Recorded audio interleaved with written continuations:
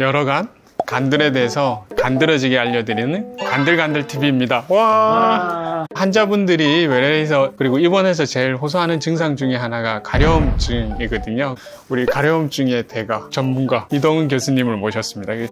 서울대병원 피부과에 있는 이동훈이라고 합니다.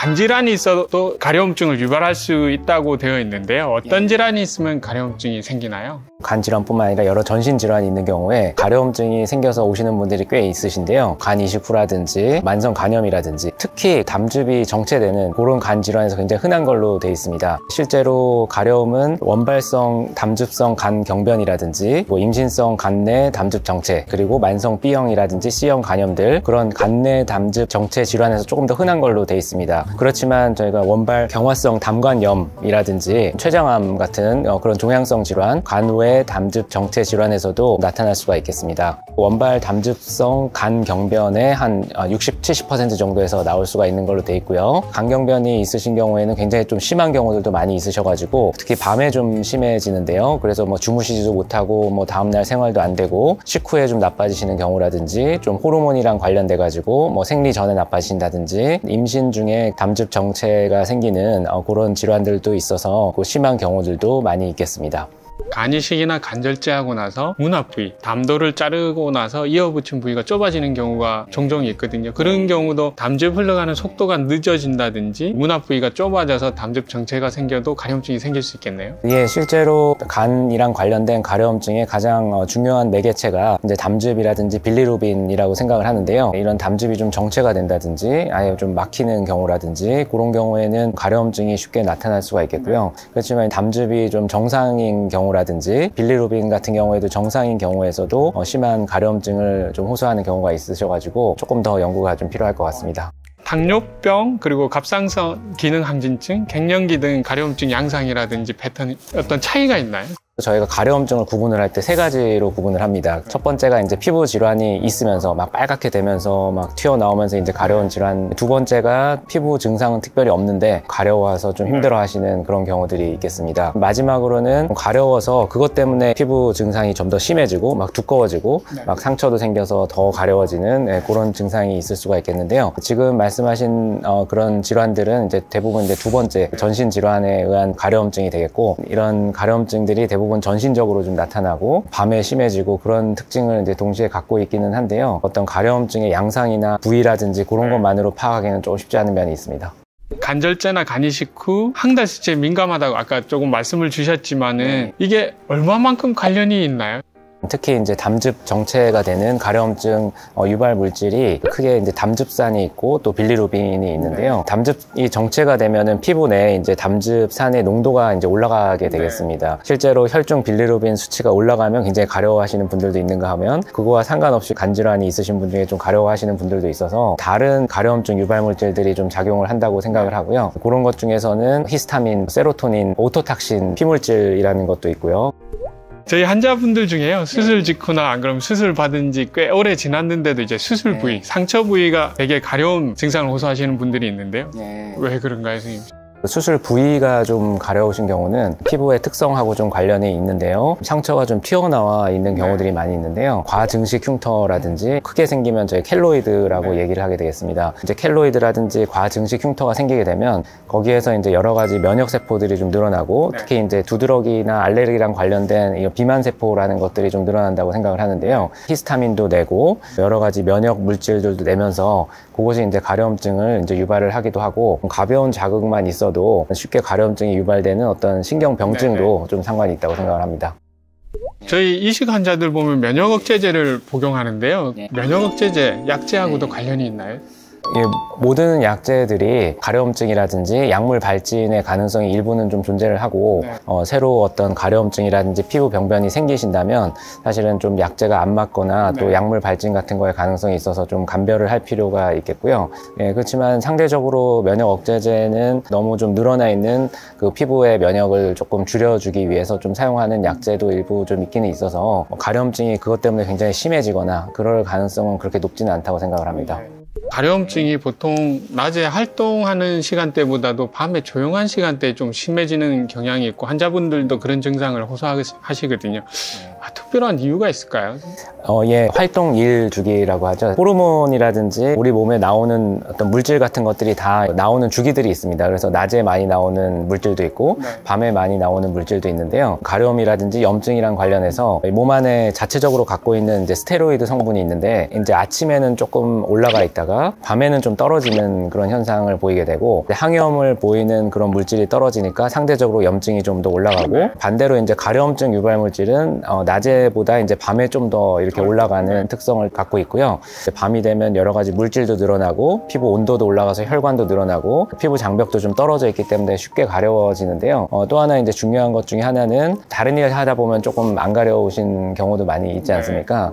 예, 근데 그런 자극들이 아무래도 조용하게 이렇게 누워 있다 보면은 좀 오는 그런 경우들이 좀 있으시겠습니다. 그러면 밤에 이제 조금 시원하게 해서 주무시고 가려움증 약제를 주무시기 전에 복용하는 게 효과적이겠나요? 예, 맞습니다. 피부 온도가 올라가 있는 것이 가려움증을 좀 악화시키기 때문에 너무 뜨거운 물로 오랫동안 샤워를 하시게 되면 그 피부 장벽 자체가 손상이 되고 약해지는 상태가 되게 되겠습니다. 좀 시원하게 해주시고 가려움증 약제들은 보통 저녁 때 이제 주무시기 전에 복용하는 것을 권장하고 있습니다.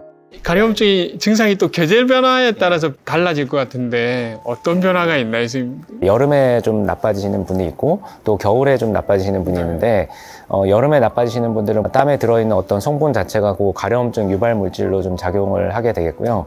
그래서 이제 땀 많이 흘리고 이제 씻어내지 않으면 굉장히 좀 가려워지겠고 겨울에 가려우신 것은 건조해지기 때문에 피부 장벽도 약해지고 그래서 이제 가려워지는 경우가 많아서 보습제 바르는 거를 좀 더 신경을 쓰셔가지고 하루에도 여러 번 좀 바르시고 그렇게 하시는 것이 중요하겠습니다. 저는 로션을 한 번 딱 바르고 마는데 수시로 발라야겠군요.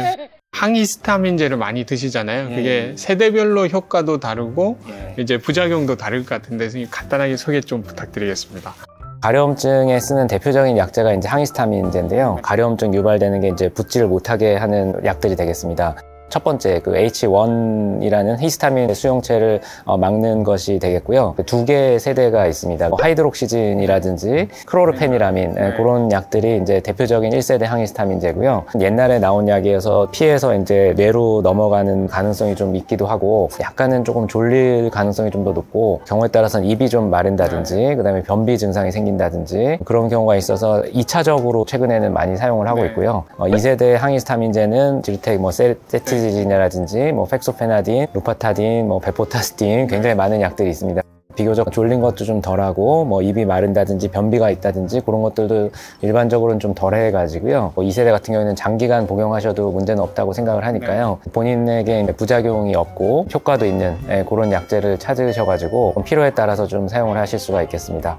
환자분들 중에 이제 담즙 정체성으로 이렇게 가려움증이 왔다. 그러면 저희가 처방하는 약들이 있거든요. 담즙 정체를 조금 줄여주는 약들인데 거기에 관해서 조금 소개해 주실 수 있나요?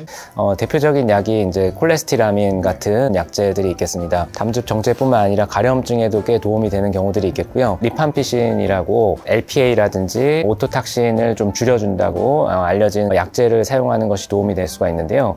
근데 요거 자체는 이제 항생제이기 때문에 또 간 기능 같은 걸 좀 계속 확인하면서 써야 되는 면이 있어서 이익이랑 위험성 같은 걸 좀 비교를 하고 좀 사용할 필요가 있겠습니다. 피부과에서 할 수 있는 치료 중에 광선 치료라고 해가지고요. 일주일에 한 2번, 3번 정도 자외선 치료를 하게 되면 몸에 전혀 부담은 없는 치료이긴 하고요. 특히 이제 담즙 정체성 간 질환의 경우에 가려움증에 좀 도움이 될 수가 있겠습니다. 저희도 약물에 반응하지 않거나 그러면 선생님 협진을 통해 가지고 광선 치료도 한번 시도해 보도록 하겠습니다. 가려움증이 심해가지고 응급실 가면은 이제 처방하는 게 항히스타민제, 스테로이드제 이렇게 정해져 있는 것 같은데 이 스테로이드제를 쓰는 게 도움이 실질적으로 되나요, 선생님?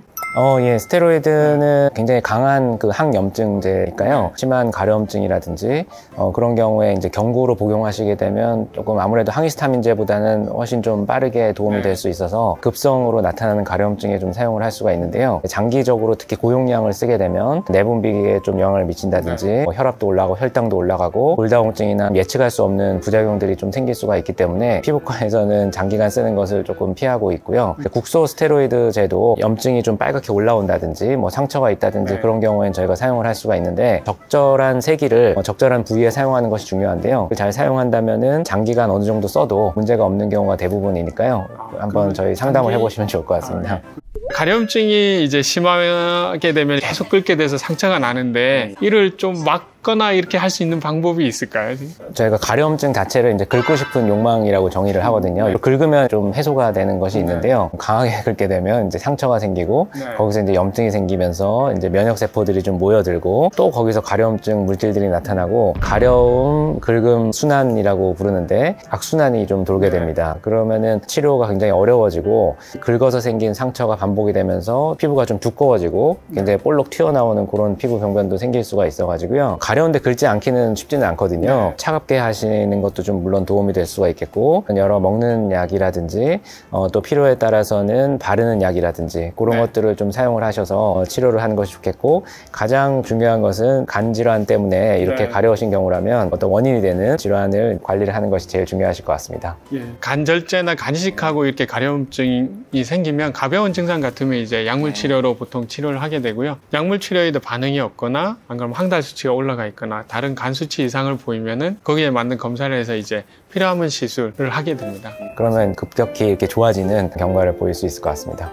선생님 이렇게까지 이렇게 상세하고 정확한 정보를 알려주셔서 정말 감사드립니다. 제 간들간들 구독자분들께 한 말씀 좀 부탁드리겠습니다. 간들간들 TV를 보니까 굉장히 유익한 내용들도 많고 또 우리 최원욱 교수님께서 굉장히 훌륭한 내용을 많이 해주셔가지고 인기가 많으신 것 같더라고요. 구독과 이제 좋아요를 누르면서 열심히 보려고 하고 있고요. 피부 증상이 있어서 가려우신 경우도 있고 피부 증상이 없이 가려우신 경우에는 다른 전신 질환의 가능성도 있기 때문에 증상 위주로 관리하시거나 참지 마시고 계속 반복되실 경우에는 전문의의 진료를 받으시는 것을 말씀드리고 싶습니다. 여러분 이번 편 내용이 좋았다면 구독, 좋아요 꾹꾹 눌러주세요. 감사합니다. 네, 감사합니다.